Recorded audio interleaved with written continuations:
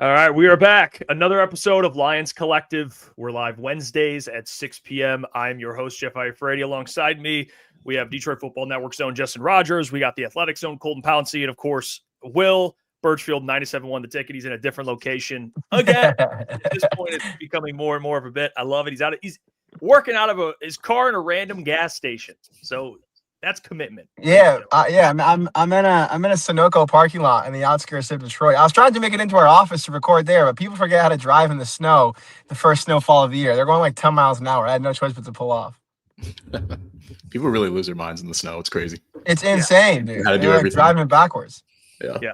In a state that snows, people don't know how to drive in snow. Yeah. Still doesn't make any sense to me. I lived in Georgia for 2 years. No one knew how to drive out there, but it was fair because it didn't snow. Excusable. Excusable. Yeah, exactly. There's no excuse here. We got a lot to get to today, fellas. Obviously, last Thursday, Thanksgiving game, we talked about it on Wednesday, previewed it. We now have those results. Obviously, a lot of news transpired ever since we went live. I mean, Frank Ragnow, apparently his hamstring just torn off the bone. All right, so things just happened, and that happened after we went live. Lions lost to the Packers, and there's a big game tomorrow. Lions, Cowboys. Lions are favored by 3, I think, so it's at Ford Field, another game. But I guess we'll just kind of start just from unless you guys want to just talk a little about the Frank Ragnow situation, we can hammer it at the beginning. Just get your guys' thoughts on what I just got so much respect for Frank Ragnow. I just want to start off saying that to have a grade 3, I'm not a doctor, but I'm a grade 3 hamstring to just be like, oh yeah, he just kind of figured he could, tough through that. It's like, no, dude, that's basically, again, not a doctor, tore off the bone, essentially. So Frank Ragnow is not going to come back this season. But what was kind of your guys' reaction to him returning? Everyone's, yay, excited, to then not returning. Now that's no longer an option this year. Feels like the perfect encapsulation of what's gone on this season. I don't know about you guys. Yeah. I don't know if this is a politically correct comparison, but it's kind of how I've gone in my mind with this. Yeah, we're going right off the bat. Let's go. Non-politically correct. But like you hear sometimes with overdoses, it's the people that have been rehabbing off the stuff for a while, then they come back and they try to go right back to what their tolerance level was, pre getting clean, and your body's just not used to it. And I have this sneaking suspicion that Frank, hit up his local Planet Fitness after he's planning on getting back, racks up 800 on the leg press, because that's what he was doing when he left. And maybe the body wasn't ready. And look, I don't know this, but that is just kind of how I'm envisioning it is. I think this kind of came together quickly, and even if it's a month or 5 weeks, like that's still quickly in terms of going from 0 to 100 and popping right into the regular season. And so I think there was probably a sense of urgency to get into physical shape, and this might have just been one of those situations where he pushed too hard, too fast, and the body gave out. And look, offensive linemen might be the toughest dudes on the planet. Like they play through all kinds of ridiculous shit. We've seen it all year with Taylor Decker playing through, a shoulder that's, together with toothpicks and rubber cement and maybe a little duct tape. So to imagine that Frank Ragnow was walking around with a grade 3 hamstring is more believable than 99% of the population. It's the most Frank Ragnow story I've ever heard. I mean, a lot of people are trying to make this some conspiracy. Oh, like when did he know? Was he trying to steal money from the team? I don't think that doesn't sound like Frank, man. Like if you know Frank, that he just plays through shit. Like he really does. He just plays through things. He does. So it's like that's very much a Frank Ragnow thing. To be able to walk around with a grade 3 hamstring strain and be like, yeah, I can play football. Yeah, I can play in the NFL. So that's where he's at. And it's unfortunate, man. It really is, because I thought that he was going to have a chance to come back and maybe play against the Rams. That kind of seems like the date they were targeting. Obviously, that's not going to happen now. It's going to be a lot harder to get these wins down the stretch that they just so desperately need without a guy like that. So really tough, and kind of feel for Frank. Yeah, dude, we watched DJ Reed miss 2 months of time with a grade 2 hamstring strain. And for like a good month and a half of that, he was limping around the locker room anytime we saw him. And Frank was just potentially living, just existing with a grade 3 hamstring strain. I mean, to echo both of your guys' points, Colton and Jeff, like, again, this is the same guy who played through, I lost the lights in here, oh man, who played through what was deemed a fractured throat, who last year played through a partially torn pec, who literally said to Jared Goff in the middle of the Cardinals game last year, after the play where he got hurt, hey, I think I tore my pec. And Jared said to him, you good? You want to come out of the game? And he was like, nah, I'm good. I'll finish the game. He never missed snaps in games when he got hurt. He just soldiered through because that's what he always did. Let me try to get some lighting back on in here. No, you look great. Just don't freeze. Look good to us. How about this? Oh yeah, we're back. We are so back. No, but you know what? I think the emotional swing of Frank's announced return and then non-return was actually more extreme on the outside than inside the locker. About that, and Decker was like, it was obviously great news and we were looking forward to having him, but I didn't, this is Decker speaking, expect to have him until after the Rams game next week. So it would have been the Steelers game with 3 games to go. And Graham had kind of the same outlook. He was like, I took a pretty pragmatic approach to this and was like, yeah, it's great to have him, but like, it's not going to pay any immediate dividends. And like, is it really going to make a difference by the time he comes back with 3 games to go? So I think Graham put it best. He was like, the coaches in the NFL and any team always tell. I think we keep losing Will between and out of his car audio. Yeah. I think hooked up to his car. He was cooking though. Yeah, I think that's what happened there. He was cooking. Hooked right up to the. It's the trade off. You get lights. Now we look. I'm worried we're gonna lose his battery. He's gonna freeze to death, and it's all gonna be on the podcast. Are you going, Will? You back? We got you. All right. Well, no, he's not back. All right, we'll figure that out. We'll get. You know what? It's like the comments are saying. Will's just getting shut out now. Just getting muted now. Mustafa, I don't know who's doing it. Too long of tangents, Will. It's become a problem. Now you're just getting muted now. He'll figure it out. He'll be back. Well, I mean, I guess we could get right into the game from the Frank Ragnow stuff. Because, how about now? Hey, he's back. Hey. All right. Hey, tell me where I left off. I don't know. You were. Oh, anyway, so Graham was just like, it's kind of poetic. Yeah. Yeah, he was like, it's kind of poetic that, we're the only guys we got. And as he put it, it's just time to pull yourself up and get your fucking job done. That's it. That's how it was always going to be. And that's how it is now. And Frank's non-return doesn't change that at all. So look, it's up to the guys who are in place, and we'll see what that means down the stretch. Will, you've used up our last F-bomb. One more and we get rated R. Yeah. I almost said another one. It's been that kind of week. Yeah, it's definitely been that kind of week. I mean, you had last week at least the loss on Thanksgiving to the Pack. Oh, now we can hear ourselves. Now we're getting Will's feedback through his radio. Man, 97.1. He's like a radio employee over here. Yeah, you ever hear yourself back and you're like, wow, I hate that. You ever hear your own voice back? Yeah, that's how you feel. So it's the worst. Worst. I wanted to bring up the Thanksgiving. So the Lions dropped the game to the Packers. They get swept this year in that game. They're Matt LaFleur. I said on the show, I was him. I went on the show. I said I can't imagine. I think you guys actually, one of you guys said that too. I said it too. Yeah, I was with you, Will. I was like, I can't imagine Matt LaFleur sweeping. Yeah, it happened. They swept the Lions. Yeah, 1-score game when it's all said and done. Not that the not taking a field goal mattered anyway. They lost by a touchdown. But in that game, defensively, the Packers, had 300, almost 400 total yards. It kind of, and we talked about this also last week with the defense, because the Giants game, they gave up a ton of yards. I was with you guys. We had the discussion, one-off performance, but then you go into the Packers game, almost 400 yards. I think it was about 6 yards a play the Packers had. Jordan Love had 4 touchdown passes. I guess, and Calvin Shepard spoke to the media, and he hit on a lot of points. I know one of the big ones people questioned is just the pass rush. They weren't able to actually get Jordan Love down. They didn't get a single sack in that game. Aleem actually had a pretty good game. Aiden, many people were going at Aiden Hutchinson. But what is kind of your guys' takeaway now, getting another game with another poor defensive performance? What's kind of, I guess, where are you guys at with the defense and confidence that they can correct this into tomorrow with one of the hottest offenses right now in the NFL? I'm going to start with some pass rush stats because I know Colton's got so many more. And as yeah. always, In the super holster. excited to hear them.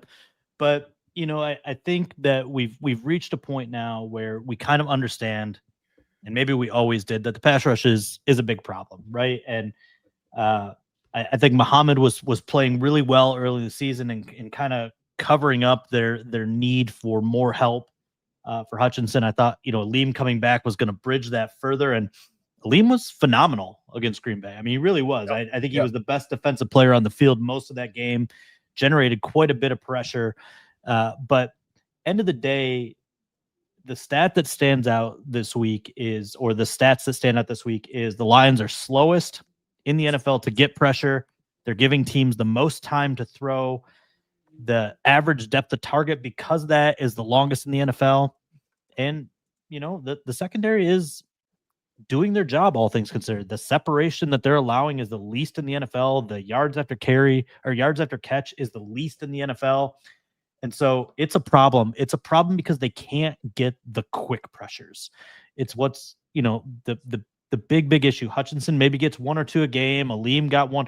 Unfortunately, they got one on the last play, and it still didn't matter in this case. But they need to find a way to take some pressure off Hutchinson so he can generate a little bit more of these, because he can't get them because of the chips and the nudges and the double teams. And Lord knows nobody on the opposite side of that line is providing them right now. It's 4 straight games now without a sack from Muhammad. And part of that is a lack of opportunities. They're not playing him enough. He's had 15 or fewer snaps on the edge in 3 of the last 4 games. And, when I hear Calvin Shepard say, I'm going to make adjustments this week, to me, that's the first one that comes to mind. If Muhammad is not being hindered by injury, which maybe he is, maybe we don't know that, but he's not on the injury report, he needs more, because I think he's the one that can most help create some opportunities opposite Hutchinson. Yeah, it's a tough balance because I think they want to play Davenport because he obviously just got back, but it's like Muhammad is sort of the splash play guy, and that's kind of where I want to take this conversation, because True Media does have a stat called splash play rate, and for those that don't know, splash play is basically any like havoc play. So you got a sack, pressure, TFL, run stuff, pass stuff, third or fourth down stop, interception, forced fumble, fumble recovery, or pass defended. Those all fall under this category. So normally you're going to see edge rushers with all the pressure numbers and whatnot be higher on this list. But for example, from weeks 1 to 9, Al-Quadin Muhammad was 3rd in the NFL in splash play rate at 17.8%. Aiden Hutchinson was not far behind. He was 11th from weeks 1 to 9 at 16.1%. That means on 16.1% and 17.8% of their snaps, they're creating havoc and making splash plays. Since then, so weeks 10 and on, both players have fallen out of the top 100 defenders. Hutchinson is 101st at 9.4%. Al-Quadin Muhammad is 121st at 8.3%. And I think there are a couple factors for that. I look at Hutchinson and I'm like, this guy's playing so many snaps, and he always has, right? That's, I guess, not that different from his first couple years in the league. But this is his first full season since 2023. He is coming back from an injury. He is getting chipped, I believe, at the 3rd highest rate in the NFL based on a PFF. Last time I checked that. So he's going through a maze just to try to get to the quarterback, and I think that kind of accounts for some of the time to pressure stats that we see. It's taking him a while. He's getting there. He's still getting pressures, but just not at the speed that you want. And he's not a speed rusher on his own anyway. So he's more of an effort guy and can win with the spin every now and then. But like that's sort of what you get with Hutch. And when you're adding a tight end, a running back, just to chip him, it takes even longer. And then on the other end, Al-Quadin Muhammad, I feel like he's just kind of regressed to the mean. Like this is kind of, I think he can be better than 121st. So maybe it's somewhere in the middle there that he has to find. But you didn't expect him to be 3rd in the NFL for the course of the season. You're sort of getting what you pay for at that point. So, I look at that and I'm like, he's sort of regressed, and he was not going to play at that level the entire season. And when we talk about the edge rushing position all offseason, you look at guys that are no longer here, like Josh Paschal. They were expecting him. He has not played a snap this year. Ivan Zarike did some stuff on the edge last year. They were probably expecting to do more of that this year. He goes down before the season starts. Davenport, they really relied on him. Probably shouldn't have done that, but they were. He missed. I think he's only played 3 games this year. So, yeah, I mean, you're looking at that position now, and like they put a lot on Hutchinson's back, and to his credit, he's done what he can. But I do think there's a separation in tier between him and a Myles Garrett, him and a Micah Parsons. So if you're expecting him to do all the same things that he can do, those guys can do, you might be a little bit disappointed. He can still give you a lot, but he can't do it all on his own. And that's sort of a conversation I feel like we've been having for parts of 3 years now. And I feel like it's going to continue being a conversation until they find a long-term sparring partner for him on the edge. I just want to quickly chip in some playtime stats here to supplement Colton's opinion. Actually, really surprised to see Max Crosby's jump back up there, but it's always Aiden Hutchinson and Max Crosby right there at that top of that list, right? Aiden's played 93.1% defensive snaps this year. Max Crosby's at 92.1. Number 3, Chris Jones, 80.9. That's a golf.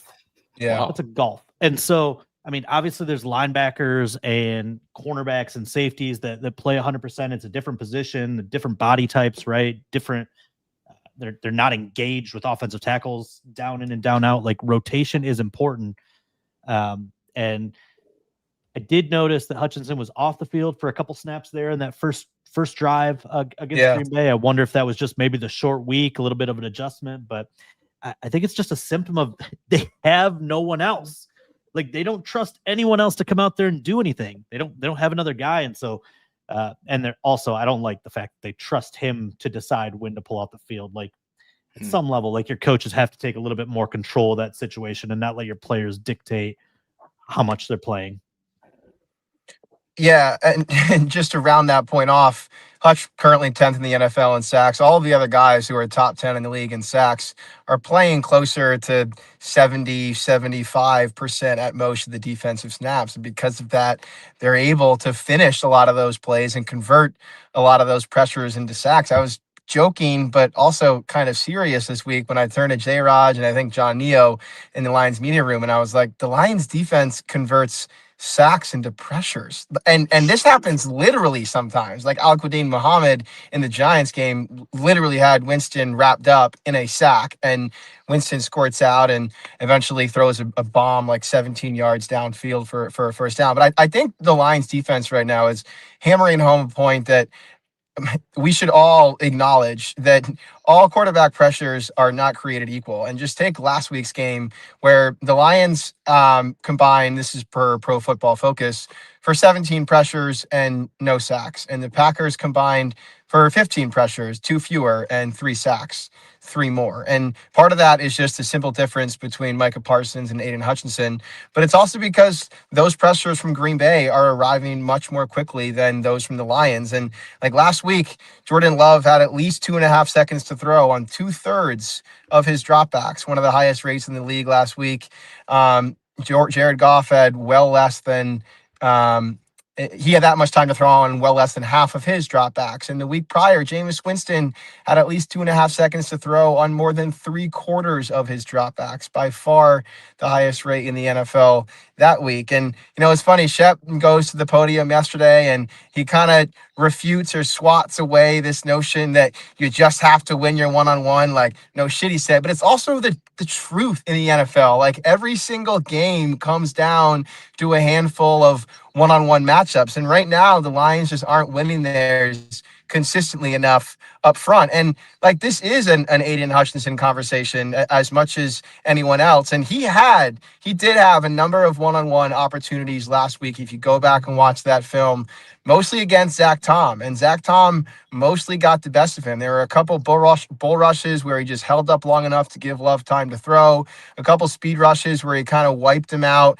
washed him out around the edge. And, he had a couple reps too, where like he stunted inside and didn't get home quickly enough, or Rasheed Walker on the left tackle did just enough. And a lot of those rushes, or not a lot, but 3 of them anyways, ended up in pressures, but none of them ended up in the splash plays that Colton is talking about. And those are the plays that swing games. And I'll kind of put my hand up on Al-Quadin Muhammad, because I wrote a very glowing story about him right around the time his play leveled off and then just plummeted. And, there was a point when he was inserted into this defense in a pretty major role in week 2. Over the next like 6 weeks, I believe it was, he had the exact same number of sacks and quarterback pressures as TJ Watt over that stretch and Daniil Hunter over that stretch. He was literally playing and producing like one of the best pass rushers, not defensive ends, but pass rushers in the NFL. And maybe we should have known that he would eventually come back down to earth. And in the meantime, so is Hutch. And I think it's a legitimate and fair question to ask if he is just worn out at this point in the season. Man, you had me look it up because I was curious. Hutchinson's played 23% more snaps than Myles Garrett this year. Wow. And that's really surprising. And then you want to go to edge snaps, 707 for Hutchinson, 196 for Muhammad. Like, you're not giving your second best guy the opportunities to do it. And I get it. Like, you want to stop the run and you're prioritizing that, but like, I don't know. Like, is the balance right? It doesn't feel right now. Yeah, I think that's the big question going into tomorrow. You have this Dallas Cowboys team, which Dak Prescott, he can move. He's, not your typical, you look at mobile quarterbacks like Lamar, Josh, but he can move, especially in the pocket. You have two great wide receivers, arguably, I would say one of the best. They're playing like the best wide receiver duo right now. Devontae Adams, Puka, you have those guys.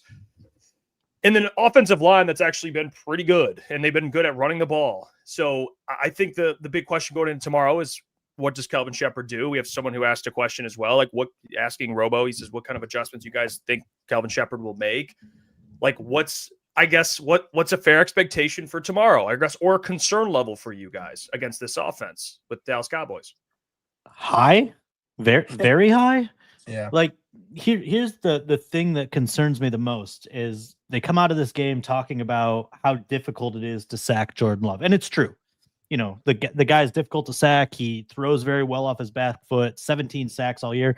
Guess who else has been sacked 17 times all year? Oh, let me guess, Dak Prescott? It's Dak Prescott. Like, they're two of the most difficult quarterbacks to take down. And so I'm very concerned about the pass rush getting right this week. I don't think, it's realistic to expect that. On top of that, the number that's going to stand out, I don't know if, we're all thinking it, but like, the man coverage is a problem. George Pickens eats against man coverage, and it's not even close. Like, he's got 500 yards against man coverage. I think the next is Smith and Jigba with like 315. That's crazy. And then CeeDee Lamb's right there. Second in yards per game, though, because I know CeeDee's missed some time. CeeDee's second in yards per game in man coverage. Well, there you go. Yeah. So, guys, I was gonna say he's 6th overall, but that makes perfect sense. So second, I think the big adjustment tomorrow is they're going to play a lot more zone. And I know I wish I could remember which game it was, Colton. I know we looked it up. There was a game early in the season that they played significantly more zone than they normally do. I know we talk about them playing man coverage all the time. And in reality, that's like 40-45%. They play plenty of zone, right? Like, every team plays a percentage of both. But I would not be surprised if we come out of tomorrow's game and see that the Lions played 75-80% zone, cover 3, cover 4, a lot more stuff to take away the deep ball, because Dak also loves to throw deep. I think 52 attempts and I don't know if 23, 24 completions of 20 or more yards, both toward the top of the NFL. They're going to have to protect against that. They're going to have to keep the ball in front of their guys. And when both your corners are sub 6 feet, like, it's a problem. That's kind of where I'm at. I look at these receivers and, man, I mean, Pickens, what an acquisition. Jerry Jones has been questioned quite a bit, especially this offseason. You trade Micah. Your defense is like one of the worst in the NFL first 2 months of the season. Then you make all these moves. That Pickens acquisition is looking really good right now. I mean, he's been one of the best receivers in football. You look at the defensive moves they've made, getting Quinnen Williams in here. He's kind of like turn around that defensive interior position. So they're kind of cooking right now, man. And playing so much man coverage as the Lions do, I do think that's going to be an issue. And Justin, you kind of mentioned it. That's kind of where my mind was. The height, the size of these cornerbacks was 5'8", 5'9". That's being, I don't know if they're listed higher, but like, that's kind of what I see in the locker room. 5'8". Yeah, that's some driver's license heights right there. Yeah. Man, that's going to be tough. And Pickens might be the best jump ball winner in the NFL right now. He's a freak. So it's certainly going to be tough. And I don't know. I keep going back to what you can do differently. You know, Shep did say, yeah, obviously guys got to win their one-on-ones, but I can do more. I don't know what you can do in terms of generating pass rush. Maybe you blitz a little bit more. Maybe you disguise it better. Maybe you're a little bit more exotic. That's easy for us to say at home. But you got to get home and win those battles when they're available to you. And they just haven't for whatever reason. So guys just got to play a little bit better. You know, we'll see if the coverage, which I think, Justin, you mentioned, I think the average separation is like 2.9 or something like that. So they've been kind of really good, sticky. It's just, you know, they've had a lot of time to be back there because the pass rush hasn't been able to get home. So I need to see complementary football from this defense, especially. Like we can say about the whole team as a whole, but the defense, the rush and the coverage working together. Justin, you had a great lead to your story earlier this week. I want you to drop it for the people if you remember it on the spot, but go ahead. Defense is supposed to be a marriage of rush and coverage. In the Detroit Lions case, the coverage should ask for a divorce. Boom. Bam. That's hard. Yeah. Jeez. Yeah, I yeah, that it's just let that process and whoever the listeners' heads. Yeah. Let that process a little bit. Yeah, I mean, we talk about the defense, and you know, there's plenty of things to discuss. We haven't even gotten to the offense yet. Which real quick before we shift gears. First of all, yeah, those DBs, the corners especially, hold up their heights like Little League World Series star Danny Almonte held up his age. I am 12. Amik's card says I am 5'9". But you know, the other player that I think this defense is beginning to miss more and more by the week, I think it was really spotlighted last week, is their all-pro safety. And that's the kind of guy who has not only helped put out some fires in the past, but probably more importantly now, just take the ball away. And he was showing such a knack for it last year. And when your pass rush is struggling and your defense is having a hard time getting off the field, sometimes the easiest way to solve that is to come up with a timely takeaway. And those takeaways have really dried up for the Lions. And I think they had 6 in their first 5 games, and they have like 3 or 4 in the 6 or 7 games since. And missing Kirby is a big part of that. But you know, I thought the touchdown throw to Wicks last week kind of brought it to light.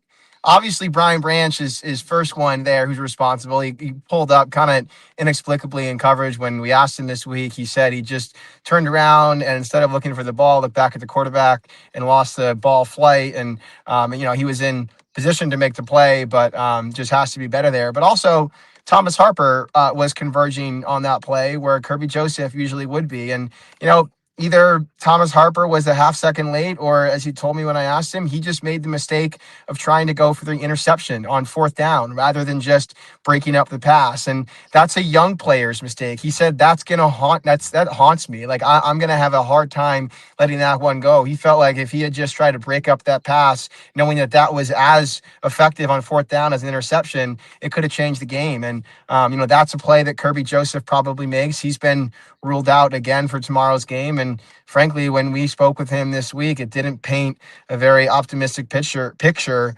about his future. And, you know, I know he's going to seek treatment other than surgery this offseason, but that feels like a kind of an ominous storyline that is bubbling beneath the surface of this season.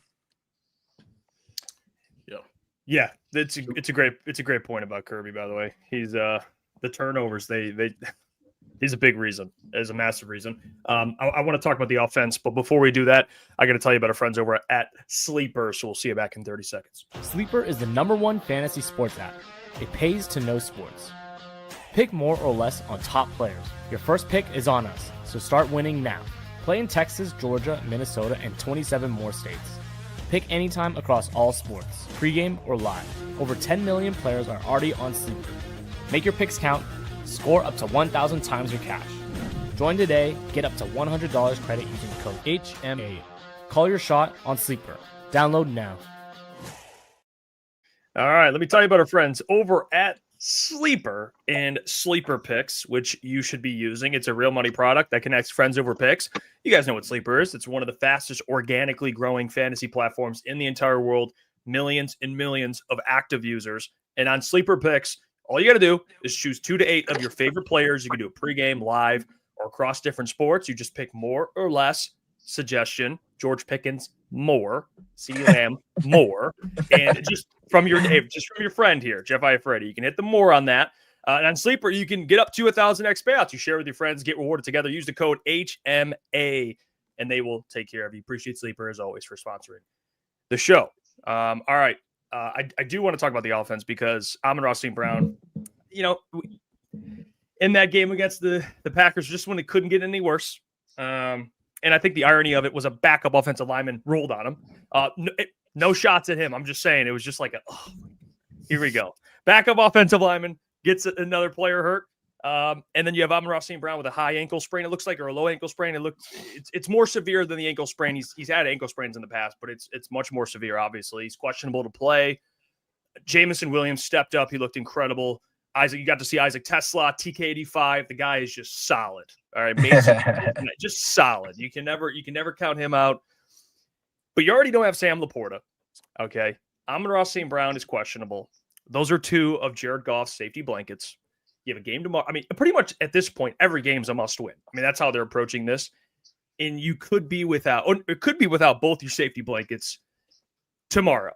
So what's, I guess, your guys' thoughts on the offense and the injuries that have Brock Wright, trachea? Like, what's going on? Okay, trachea injury. It's like this stuff doesn't feel real at this point. It doesn't feel real at this point. It doesn't. I think it was the long Tom Kennedy third down conversion that it didn't hit me till after I'm looking at the replay. I'm sitting next to Colton. I'm like, look at this side of the field. It's Tom Kennedy, Isaac Tesla, and maybe Anthony Fursker. I mean, you might as well just throw Zach Horton in the backfield. I mean, these guys that were playing, like, look, you're NFL players. I'm not gonna sit there and like degrade them, but like, there's such a massive step down from All-Pro Amon-Ra St. Brown and Pro Bowler Sam Laporta. Like, you talk about Jared Goff safety blankets, you're talking about two of the best safety blankets in the league. Yeah. And now you've got practice squatter, and rookie who had, I don't know, 150 snaps, and half of them he hasn't looked confident in his assignments.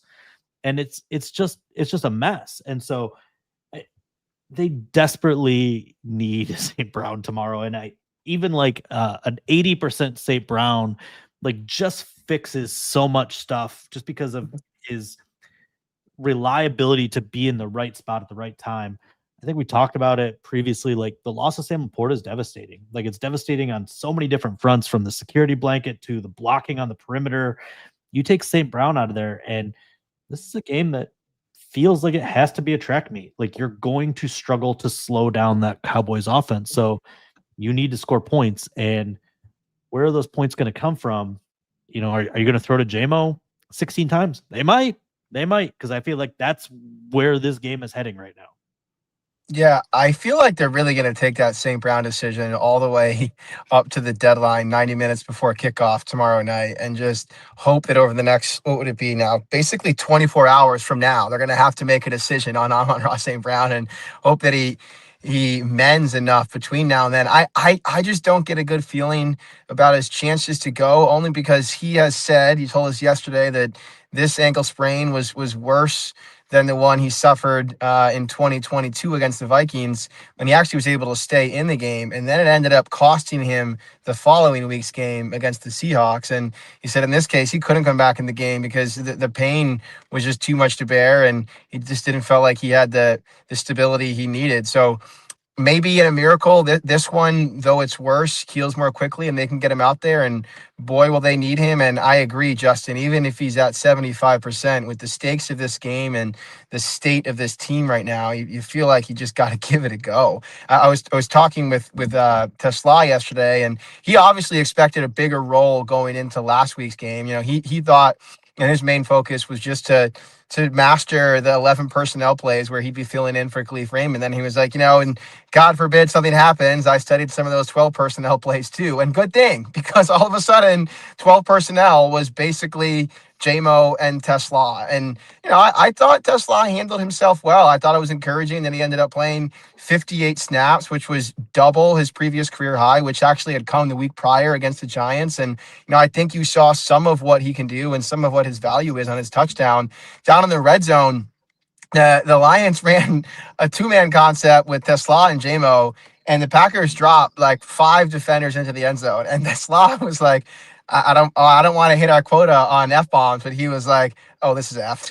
This is not going to work. And then he got to the end zone and looked around, and as he put it, like 18 guys were on JMO. So at that point, he just improvised. It was like 3 or 4 guys on JMO, but he improvised, realized that he was being left open, kind of curled his route across the end zone, and Jared hit him. Pass was a little low, but as Tesla said, if you throw it in my vicinity, I'm going to catch everything that comes my way. And he did. That is a lot of what the Lions and Jared Goff are missing in Sam Laporta, is someone who can improvise in moments of chaos, especially in the red zone, especially on third down. So that was good to see. And Tesla, he feels like he's got a little more swagger this week. He said a little more confidence, a little more excitement. And guys, like, the Lions loved him enough. Brad Holmes loved him enough to spend 3 third-round picks on this guy. If ever there was a time for that decision to look good and for this player to pop, it's without possibly 4 of your top 7 pass catchers, including 3 or 2 of your top 3 receivers and your top 2 tight ends down. So feels like Tesla, one way or another, is going to have to make an impact tomorrow night. Maybe I'm just thinking long-term now because, the playoff hopes are what they are. But I do think, like, even if Saint has to miss this game, which that's kind of where my mind's at, maybe give him this week off and hope that he can come back for a trip home next week in LA. But even if let's say Saint can't play, I do think there's a benefit to Jared getting some much-needed game reps with Isaac Tesla right now, and the Tesla-JMO combination specifically, because we know what his relationship is with Saint. They're one of the best duos in the NFL, but it almost feels like sometimes he's a little too over-reliant on Saint and maybe just doesn't look anyone else's way because Saint's always open, right? That's kind of what it feels like. Sometimes that's probably not true, but that's kind of what it feels like sometimes. So having him build that chemistry with JMO, where JMO was the number 1 option, and he goes to him, catches 7 passes for 144 and a touchdown last week, right? Like building that sort of rapport where I feel comfortable going with him. And I'm not saying he doesn't feel that way, but doing it out of necessity, I think, can benefit him. And the same thing with Isaac Tesla. Because when they drafted Tesla, I was like, okay, trying to see the vision here. He's obviously talented. He's got some upside. He's the big body target that we've been saying they needed for so long. Especially, when you're going to get rid of Tim Patrick and Josh Reynolds isn't here anymore, like he can kind of fill that void. It was a little harder to see when they extended JMO. So I'm kind of like, okay, well, how do you work that in with all 3 of these receivers? And so I think obviously they haven't needed to go to him as much because they had these other guys available. Now they don't. So I think out of necessity, Jared's going to have to build that chemistry with Tesla. And I think this can pay dividends for next year, especially for the folks that have already jumped off the bandwagon right now for 2025. But I do think that can pay dividends down the road. And look, they're going to need him, right? And you said it yourself, like Brad traded all these picks for him. Now's the time to see what he can do. Like they tell these guys, once you get past that halfway point of your rookie year, you're no longer a rookie. You're a vet, and you got to play like it. So I think they're going to have some high expectations for him the rest of the year, really. Tesla said, go ahead, Jaraj. Let me just marry your 2 points really quickly, right? I wrote the same thing today, Cole. Like that was the silver lining of St. Brown being out this week was Tesla's practice reps went through the roof this week. And he talked about just how tired he was because he just hadn't had that kind of workload in practice. But when you think about what accelerates development the most, it's on-field experience. And so I kind of presented the question that way to Scotty Montgomery as position coach this week. And he goes, well, it's more than that. It's practicing it and then doing it in the game. And he wasn't even getting those practice reps, previously. He was getting just that fraction of a third receiver role. So these reps that he was running last week, these 12 personnel reps, he studied for them. He didn't rep them in practice. He's trying to translate what he's seen on paper, what he knows in his head, what he's seen on film, but he hasn't actually done the physical steps to be precise enough to know where he needs to be. Makes that touchdown so much more impressive because I remember when Sam Laporta was a rookie and he ran a route that was like exactly it was designed and it caused an interception. I remember talking to Goff about him, should Sam have done this? And he's like, look, he's a rookie. He doesn't feel like he has that kind of comfort level yet. And that makes perfect sense. Like, you don't want to go outside the framework and get chewed out by your coach because you did something, you ad-libbed, you did something bold. For Tesla to do that, I think shows a lot of confidence in himself. It's going to build confidence with Goff that he has that kind of advanced feel for the game. And then now to get this full week of practice, and whether, he ends up seeing the workload that he's, in the game with, the St. Brown decision still kind of lingering there, it doesn't matter. That practice time with Jared this week will pay dividends, I think, going forward this season and into next, when, they're going to need him more. Yeah, it's funny you bring up Laporta, because I was reflecting on the exact opposite example. If in the Rams game in his rookie season, on that 4th down play down near the goal line, they ran a concept that the Rams had completely snuffed out. And in that moment, it was Laporta who ad-libbed at the very last second. And Jared ultimately found him for a touchdown that, if you look back at it, probably saved and won them that game. And it was really encouraging to see Tesla think on his feet and Jared trust him in the same manner last week. First of all, he's been repping this week as if he'll be playing, as he said, basically the entire game tomorrow night. So read into that what you will regarding St. Brown's status. I assume it's just a situation where they'd rather have him err on the side of being over-prepared than under-prepared. But he is taking reps like this week, like he'll be involved in most of those 11 and 12 personnel looks. But yeah, I mean, he was saying the same thing yesterday, Jarrod. He was like, last week, after the Lions' first touchdown drive, where he played every single snap, he's sitting on the sideline and he was like, I finally feel tired. Like, I missed this feeling. When you're playing so sporadically, he's like, it's hard to get your legs loose. It's really hard to find a flow in the game. And for the first time this season, I felt myself huffing and puffing on the sidelines, and my legs felt loose, and I was feeling like I was playing football again. And so it's not surprising that over the course of the game, he also found himself open a couple times. And I would expect the ball to come his way, even more tomorrow night. And, it doesn't need to come his way often. Not the same explosive playmaker as J-Mo, but if it comes his way at the right time, at the right areas of the field, on the right downs, he can make a big impact on that game without having to catch more than 2 or 3 passes. And I guess the important question, it's the title of the stream: can the Lions salvage the season? And I guess, depending on who you ask, how would you define salvage? Are you referring to winning the Super Bowl? You still want to make the playoffs? In your guys' mind, based on everything you've seen this year, A, can the Lions salvage the season? And B, what's that look like to you, salvaging the season? What's success at this point? Which many people would say they're out of the playoffs already with 2 games above 500. That's just where people are at right now, even though they still have a chance to make it. But what do you guys make of it? When you make a prediction where the odds are 70% in your favor, you're not going out on a particularly weak limb, right? I'm not impressed. They're way outside the playoff picture. They're unlikely to make it right now, but also it is not out of the realm of possibility.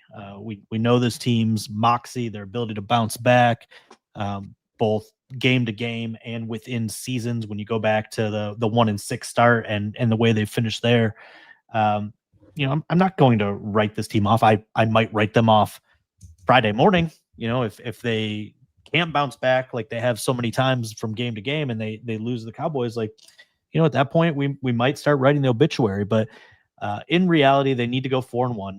They need to win 11 games. If you miss the playoffs and win 11 games, so be it. 11 should be enough to get you in. Once you're in, we know the story. Anything goes, right? Like, you could pull an upset like the Commanders did to the Lions last year, or you could go on a run. Teams have gone on a run from lower seeds before. Obviously, maybe the most famous example is the Giants going all the way to the Super Bowl as the 5th or 6th seed, a decade ago. And so, What? Yeah, look, I think the bar of success right now is getting in. Can you still be disappointed by them getting in and losing in the wild card round? Sure. I get it. You had Super Bowl aspirations walking into this one, but the flaws have also been exposed. We know what they need to fix a little bit more this upcoming off season. We know the injury situations that they're dealing with right now. But I think if they get in with 11 wins, like there's still a degree of success to be found in, what they overcame within the 2025 season. It's a really nuanced question because let's say they do go on a run and win 4 out of 5 and they get in the playoffs at 11-6. That's probably where a lot of us had them going into the season, like 11-6, maybe 12-5 if you're on the more optimistic end. But like they lost their star offensive coordinator, who they probably were lucky to keep as long as they did, if we're being honest. Their all-pro center retired. They didn't address the pass rush situation in a meaningful way.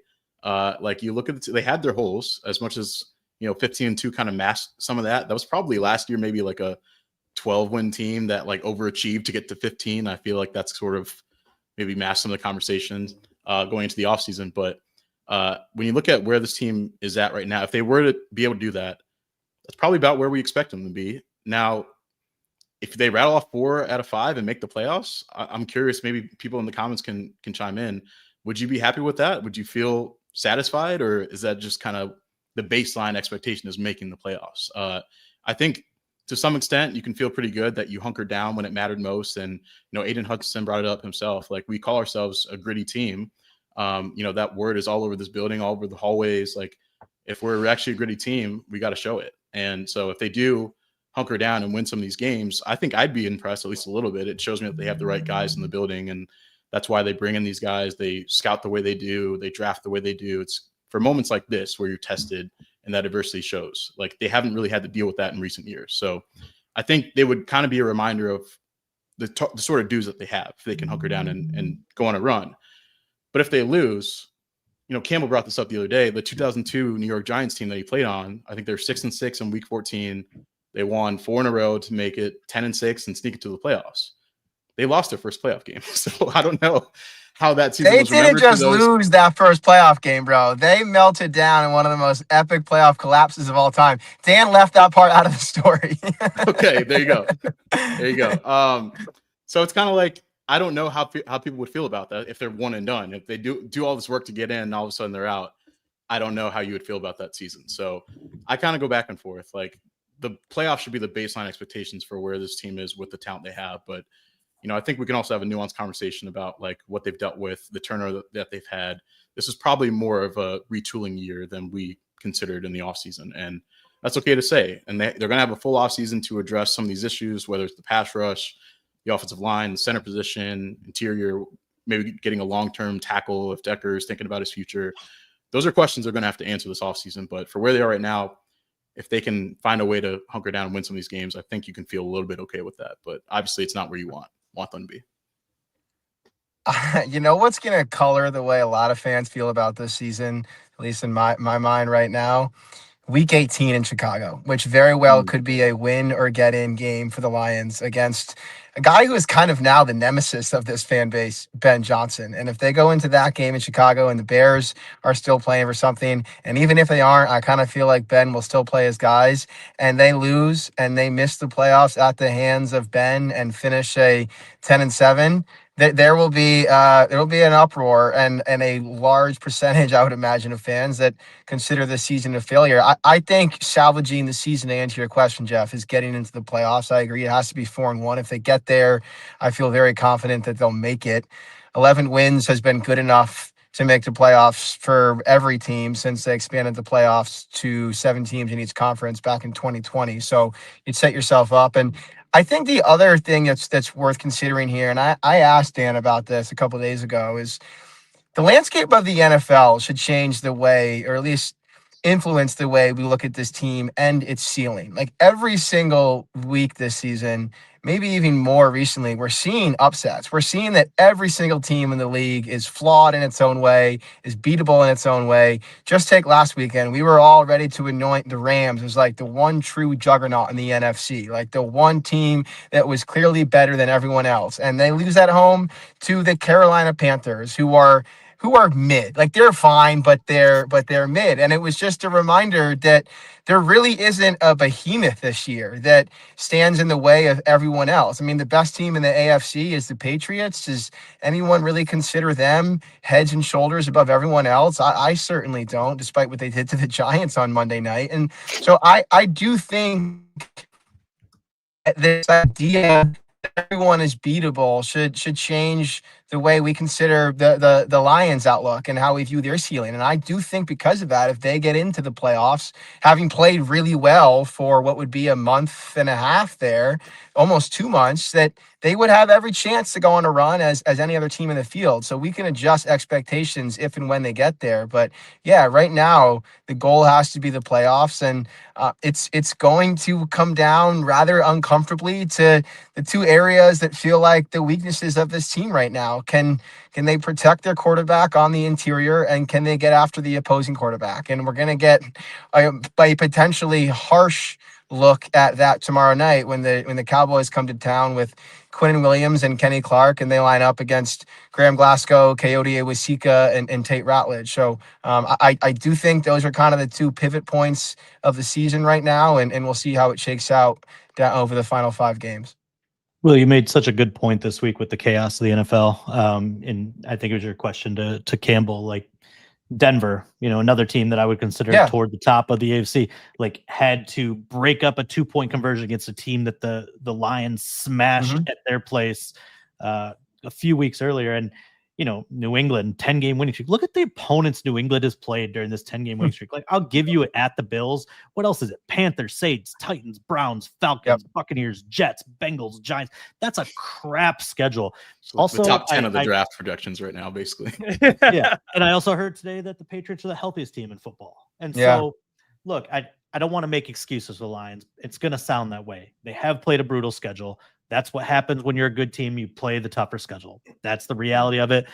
They're battling some injuries. They're not overcoming them the way they need to. But what do you think the Lions' record would be if they're playing the Patriots schedule? They would be 9-1 probably, or 8-2 at worst during that same 10-game stretch. And so, there is some level of context. I think just the talent level across the league, you're really getting that true parity. And the Lions have had some coin flip games against some good teams, and they didn't go their way more often than not. Could they be 8-4, 9-3? Sure, but they're not. They're 7-5, and on the cusp here. Yeah, and like the one team that we all expected to crumble down the stretch is proving that they might actually be real. Chicago goes into Philly the day after Thanksgiving and beats them, which is just another reminder that this is a highly volatile, unpredictable season that kind of opens the door for every team that is good enough to get into the playoffs. Doesn't speak volume for confidence, though, Will? I mean, don't you think, like, compare the Lions right now to the Bears? Like, which team is playing with confidence that believes they're going to execute in those moments? The Bears are not a good team on paper, certainly not into that Philly game, but I think they started to believe after winning all these games, whereas the Lions have this snowball effect the opposite ways. They can't convert a 4th down. What do you think's going through their mind when they go to the line at 4th down right now? Because I think there's no confidence across that unit that they're going to get the job done. It feels like the Bears are playing with this like blissful ignorance. Like they have no pressure on them, really. It's like, oh, we're overachieving. Let's just keep going out and winning. It's almost like, I guess, the Lions in 2022 to an extent, when they figured out how to win and they went on that run late in the year. It feels like they're playing with that same, like, we're not playing with the weight of an entire city right now. We're just going out and trying to win football games. That's what the Bears feel like right now. And the Lions on the opposite end are kind of pressing and realize there's a sense of urgency and they have to get it done. The margin for error is very slim right now. Not to make this the Bears collective, but you know what else they're doing? You know what else they're doing that resembles the Lions when they began finding their stride? Turnovers, and they're ramming the ball down teams' throats. I mean, what did they put up against Philly? They just like pile yards on the ground with a lot of really creative rushing schemes. And it's hard to knock the Lions rushing attack because they're now second in the NFL, impossibly in yards per carry. But we can all watch that rushing attack and know that on a down-to-down basis, it has not been the force or the reliable asset that it has been in the past. And the Bears are discovering that they seem to have that right now behind a rebuild offensive line. For our, of course, Dog and Pony Show Brewing, our picks of the week, we got to mention Dog and Pony here with Kyle. Yeah. Kyle's got something special going on. Will, tell the people. Look at this. Colton's got the hat. He's got the merch. I got. Yeah, I'm rocking the lid too. I'm rocking the lid. You know, come on. Look at that. Come on. Got that low angle. I couldn't even see it. There we go. But yeah, hey, so our friends at Dog and Pony Show, which is just the best brewery in town. If you haven't been, go. If you do go, mention the Lions Collective. It's always $1 off your beers. If you do that and you order 8 beers, your 9th is pretty much free. I've been hammering home that point all year. Anyone can drink 8 Colonel Lagers. I'm not suggesting you go in there and you drink 8 of the stouts that are like 17%. But anyone over the course of an NFL Sunday can take down 8 Colonel Lagers, and then your 9th is free. Look at it like that. But hey, just so everyone is aware, the brewery will be open on Mondays through December from 4 o'clock to 10 o'clock, and also will be open late for the game tomorrow night against the Cowboys.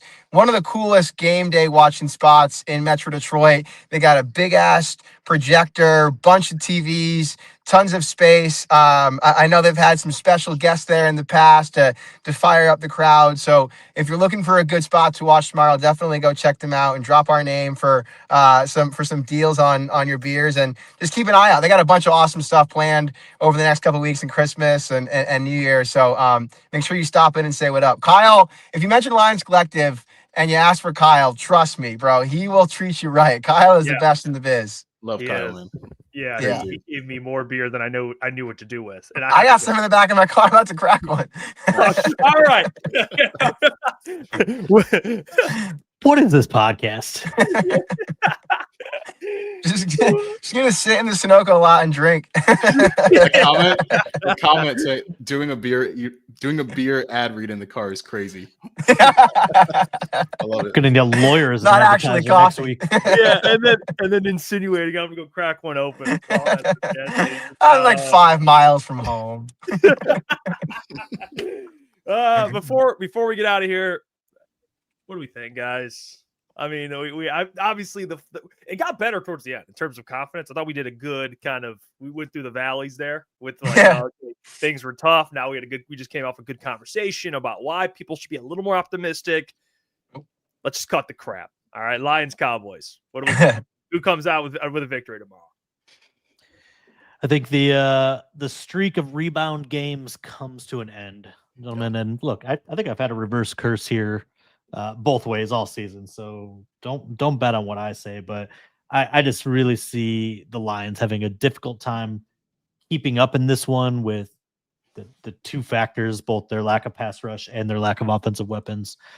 And I've been on this kind of all week. I think the Cowboys are coming in here with vengeance on the brain, the same way the Lions went in there with vengeance on the brain last year, and just embarrass them at their place. I think you're going to see a little bit of an effort to do that. So give me the Dallas Cowboys at your place, 30-20.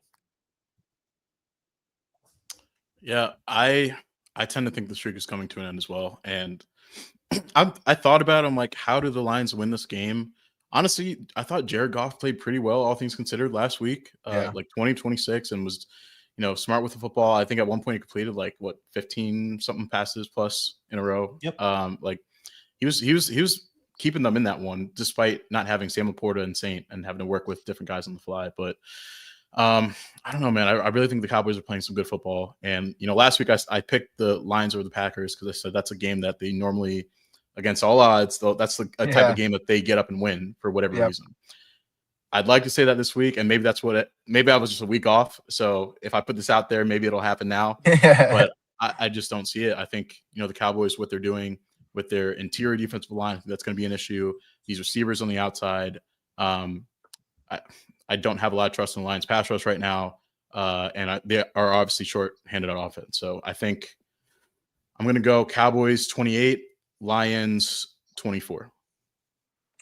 Yeah, I was gonna make a version of the same point, Colton. I definitely went with instinct over logic last week. Like that matchup on paper favored the Packers in so many ways, but it just felt like a game that Dan Campbell was gonna will his team through. And eventually and ultimately it was Matt LaFleur who kind of did the opposite and served the Lions and Campbell a taste of their own medicine. And I struggle this week to pick against logic and the paper for another week in a row. I mean, the interior of this defensive line, it has been a problem, and the interior of this offensive line has been leaky. It's been an issue, and that's kind of where it starts for me tomorrow. I thought that maybe it was Jared Goff this week. He usually doesn't say much, who kind of put it best when he was like, yeah, if you want to run away from Quinnens, you're running into Kenny Clark. And if you want to run away from Kenny Clark, you're running into Quinnen. And if the Lions can't establish the run early, and then the interior protection starts to wilt and they can't keep up and attract me, I just don't know how they turn this game in their favor. I guess the path to win for them would demand a couple takeaways and then converting those takeaways into points. But yeah, I don't see it for this defense. Also tomorrow, I think CD and George just caused too many problems, and unless Shep has some trick up his sleeve that we are just completely unaware of, I don't know how the Lions keep the Cowboys under 24, maybe even under 30. And I just don't think that there is enough juice in this offensive line right now to keep up. I'll take Dallas 28, Detroit 20. Jeff, send the fans home happy. Jeez. Bertie mentioned problems. Speaking of problems, old friend James Houston, the problem. Yeah. Playing for the Cowboys right now, in case people want another reason to be mad. That's right. And watch out for BC's own Donovan Ezeraku, who earned a shout out from Campbell on Monday, talking about the assets the Cowboys have on defense. And I don't know, maybe that's a good way to round this show off. Like Donovan Ezeraku, and I'm not just saying this as a fellow Boston College grad, put up all kinds of numbers at BC, and everyone agreed entering the draft was one of the best pure speed rushers in that class. And I think a lot of us just didn't see the schematic fit for the Lions, and that's a problem. Like if your priorities on defense eliminate from your draft board, in theory, one of the fastest, most explosive pass rushers, maybe you need to reevaluate the way that you're assessing those guys. So that's just my read of the situation. I don't know for sure how they viewed Ezeraku, but it never seemed like a guy that they would take a chance on, and maybe he'll prove to them tomorrow night that maybe they should have. Yeah, I got 31-21 Cowboys. Sorry, guys. Let's get out of here. Is that clean sweep? Clean sweep. Maybe that's good. Lions are going to win then. That's a lock. Go to sleeper, hammer. Put the mortgage on Detroit. There you go. Gamble responsibly. Do not have a beer in the vehicle. All right. Do you remember that's the lesson of the day? Do not drink in the vehicle. All right. We'll see you guys next Wednesday. Appreciate you all. Peace.